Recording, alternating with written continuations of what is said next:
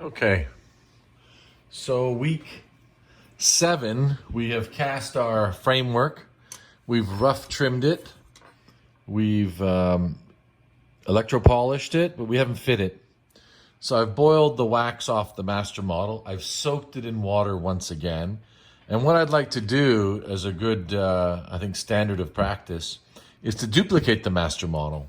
If we go to try to fit this, we may scrape it and really jeopardize the integrity of the final impression model or the final master model.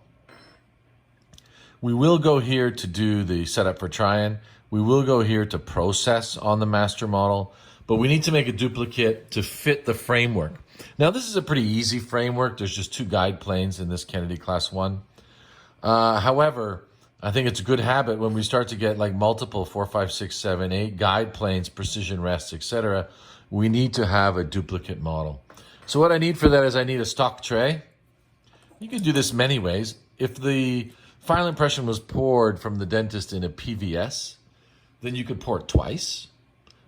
If you have a hydrocolloid, you could use a hydrocolloid duplicate. And the fastest way, which I think is also will help us out, is we'll just do a alginate impression of the model. Now, a irreversible hydrocolloid, like alginate, is water-based. The model is water-based. Soak the model, saturated with water, so it doesn't imbibe the water out of my impression, creating my alginate impression to stick to the model. So soak this thoroughly, boil the wax off. You're going to need a bowl, a stock tray, and some sort of measuring device. This is like 2 scoops of alginate, cold water. There's no rush. It's not like we're dealing with a client here. So I have some alginate here. It's all similar, depending if it's fast set or regular set, or some. I think this one has like a colored. It colors when it's setting, like a chromoscope. So I'm going to put a couple of scoops of alginate, and I'll be pretty liberal with it here in the bowl.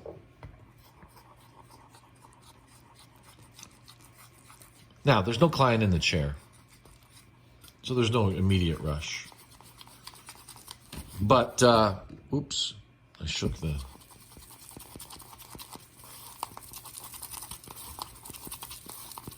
This is a crude duplication model, but this is for us. This is not for the dentist. This is not for the other laboratory if we're making it third party. This is for us, so we can ensure that we maintain the integrity of the final impression.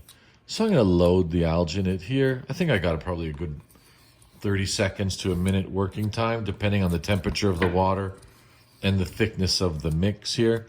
And more importantly, the hard tissues primarily.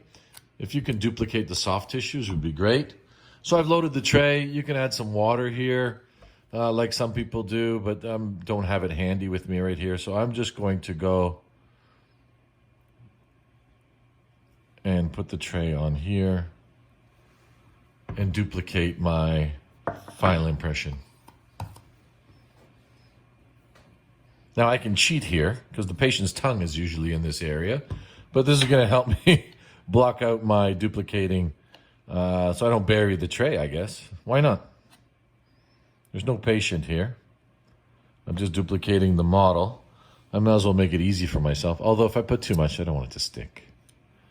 I don't want it to tear, so I'll overflow it. Maybe I'll roll up the edges. I don't want it to tear. And this will take about a good 60 seconds, 30 to 60 seconds to set. And then what you're going to do is you're going to pour this up in stone, and then we're going to use the duplicate. Let me repeat myself. We're going to use the duplicate stone model to fit the framework on. We'll also use that duplicate stone model in the future, maybe to check the draw after processing, heat curing our cast partial.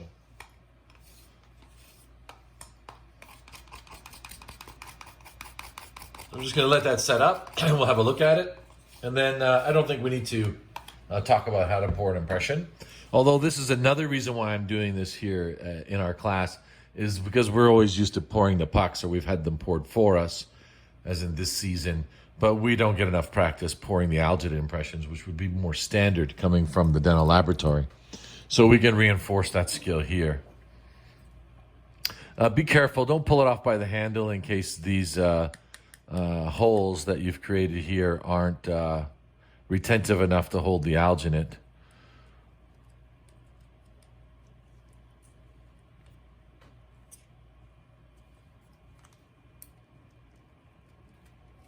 Yeah, with these plastic trays don't exactly hold the alginate as good. But you can see it's kind of trying to stick to the model. I didn't soak it long enough, but I'll manage, I think.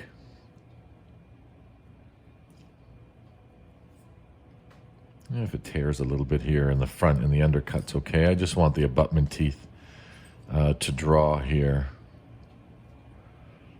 Oh boy.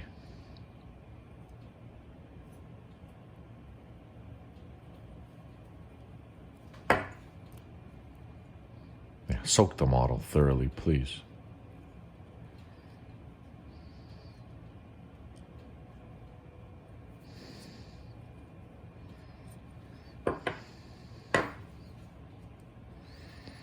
So we have a pretty crude duplicate. If I soaked it a little bit better, I think my demonstration would have been a little bit more successful.